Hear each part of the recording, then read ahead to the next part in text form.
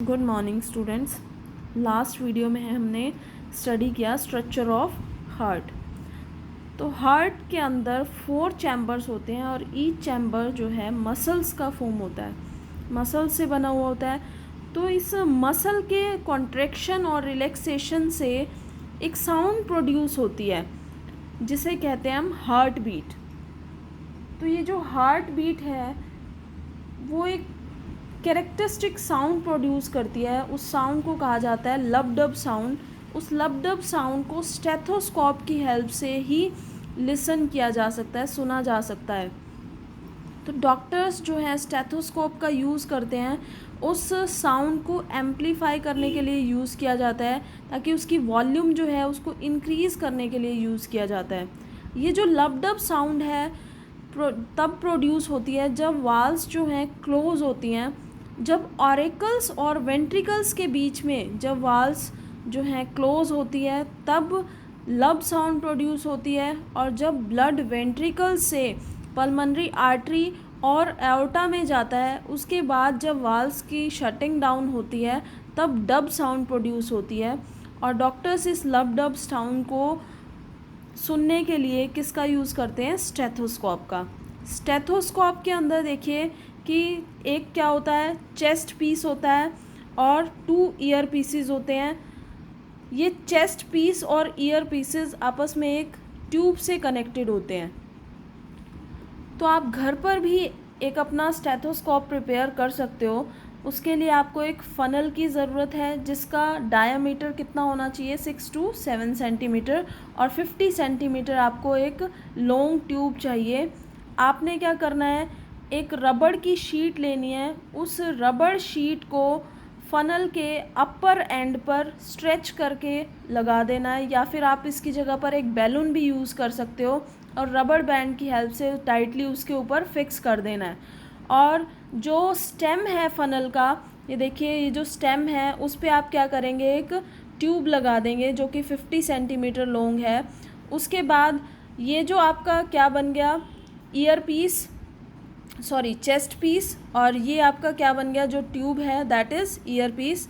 और इस year piece को आप अपने ईयर में लगाओगे और जो ये चेस्ट पीस है उसे कहाँ पर रखोगे, अपने चेस्ट रीजन में रखोगे। तो आपको एक साउंड प्रोड्यूस होती हुई सुनाई देगी। तो वो साउंड कौन सी होगी? लब डब साउंड। तो आपने अपने चेस्ट रीजन में चेस्ट पीस को रखने के बाद 1 मिनट के टाइम इंटरवल पे आपने नोट करना है कि आपका जो हार्ट है वो कितनी बार बीटिंग करता है।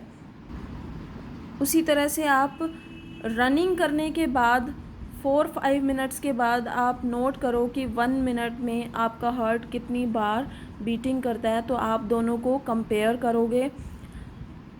जब भी ब्लड जो है आर्टरीज़ के अंदर जाता है तो वो बहुत ही प्रेशर के साथ जाता है। तो प्रेशर के साथ जब ये ब्लड जाता है तो आर्टरीज़ के अंदर भी बीटिंग जैसी आवाज़ सुनाई देती है। तो आपकी बॉडी के अंदर जो कुछ आर्टरीज़ हैं वो इस तरह से होती हैं जो स्किन के बिल्कुल क्लोज होती हैं और जिसके अंदर ब्लड का जो फ्लो है वो आप फील कर सकते हो।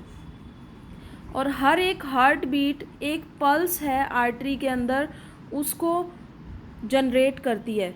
तो ये पल्स रेट क्या होता है, जैसे कि आप क्या करेंगे, अपने जो रिस्ट रीजन में अगर आप अपनी फिंगर्स को रखेंगे तो जो आर्टरीज़ वहाँ पर प्रेजेंट है आप उसमें नोट कर सकते हो कि 1 मिनट में आर्टरीज़ जैसे आपके हार्ट में बीटिंग होती है उसी तरह से आपकी आर्टरीज़ के अंदर भी जो बीटिंग होगी उसी को क्या कहा जाता है, पल्स रेट कहा जाता है।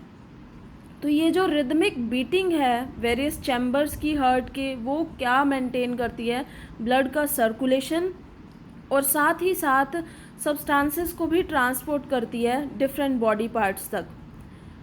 अब कुछ जो यूनिसेलुलर जो ऑर्गेनिज्म होते हैं, क्या उनके अंदर भी ब्लड होता है? नो, उनके अंदर ऐसा कोई सर्कुलेटरी सिस्टम नहीं होता। जो वाटर के अंदर जो भी फूड प्रेजेंट है या ऑक्सीजन प्रेजेंट है वो डायरेक्टली वो वहाँ से ले लेते हैं, और जो भी वेस्ट मटेरियल उनकी बॉडी के अंदर प्रोड्यूस होता है वो डायरेक्टली उस वाटर के अंदर रिलीज़ कर देते हैं। तो अब देखिए नेक्स्ट जो हमारा टॉपिक है that is excretion in animals. Excretion आपको सेकेंड चैप्टर में भी बताया था कि removal of toxic substances that is produced by the living organisms is called excretion. अब सेकेंड चैप्टर में डाइजेशन में आपने देखा था कि जो अनडाइजेस्टेड फूड है वो एनस के थ्रू बाहर निकलता है, और इसी तरह से जब कार्बन डाइऑक्साइड हमारी बॉडी के अंदर फॉर्म होती है तो वो रेस्पिरेशन के थ्रू बाहर निकलती है। इन दोनों वेस्ट प्रोडक्ट के अलावा और अदर टॉक्सिक सब्सटेंसेस भी बॉडी के अंदर जो है प्रोड्यूस होते हैं, वो हमारे एक्सक्रीटरी सिस्टम से बाहर निकलते हैं। तो वो जो ब्लड है, इम्प्योर ब्लड जो है कहाँ पर जाता है, एक्सक्रीटरी सिस्टम में, और वहाँ पर उसकी फिल्ट्रेशन होती है। आफ्टर फिल्ट्रेशन जो प्योर ब्लड है वो फिर पूरी बॉडी के अंदर सर्कुलेट करता है। एक्सक्रीटरी सिस्टम क्या होता है? अब एक्सक्रीटरी सिस्टम के अंदर मेनली जो है वो 4 ऑर्गन्स काम करते हैं। 4 ऑर्गन्स कौन कौन से हैं? That first is kidneys, a pair of kidneys इसके अंदर प्रेजेंट होता है, और a pair of ureters present होता है। थर्ड है यूरिनरी ब्लैडर, और फोर्थ वन इज़ यूरेथ्रा। अब किडनीज़ का इसके अंदर क्या काम होता है? किडनीज़ जो है मेन ऑर्गन है एक्सक्रीटरी सिस्टम का। जो किडनी है वो 12 सेंटीमीटर लॉन्ग होती है, और इसके अंदर बहुत सारी फिल्टरिंग यूनिट्स होती हैं जो ब्लड को फिल्टर करती हैं। उन यूनिट्स को नेफ्रॉन्स कहा जाता है। तो जो ब्लड है वो रीनल आर्टरी के थ्रू किडनीज़ के अंदर एंटर करता है, और किडनी उस ब्लड को फिल्टर करने के बाद रीनल वेन के थ्रू जो है वो वापस ब्लड चला जाता है। तो जो फिल्टर होने के बाद जो भी वेस्ट है वो किडनी से कहाँ पर जाता है? यूरेटर्स में, और यूरेटर्स के पास होने के बाद वो यहाँ पर यूरिनरी ब्लैडर के अंदर कलेक्ट हो जाता है, कुछ टाइम के लिए स्टोर हो जाता है, और नीचे जो मस्कुलर ओपनिंग होती है यूरेथ्रा, इसके through time to time pass होता रहता है बॉडी से। एक अडल्ट ह्यूमन बीइंग के अंदर 24 आवर्स के अंदर 1 to 2 लीटर जो यूरिन है वो बाहर निकलता है। यूरिन के अंदर जो मेनली 95% वाटर होता है, 2.5 यूरिया होता है, और 2.5% अदर वेस्ट प्रोडक्ट्स होते हैं। और जो बाकी बॉडी के अंदर जितना भी एक्स्ट्रा वाटर होता है वो स्वेट के थ्रू बाहर निकलता है। आपने नोटिस किया होगा कि जो हमारे अंडर आर्म्स में डार्क क्लोथ्स समर रीज़न में जो है वाइट पैचेस बन जाते हैं उसके ऊपर। तो वाइट पैचेस कैसे बनते हैं? जो वाटर होता है, एक्स्ट्रा वाटर होता है हमारी बॉडी से, वो तो इवेपोरेट हो जाता है, और जो एक्स्ट्रा सॉल्ट्स बॉडी से रिमूव होते हैं वो वाटर के इवेपोरेट होने के बाद वो वाइट पैचेस बना देते हैं हमारे क्लोथ्स के ऊपर।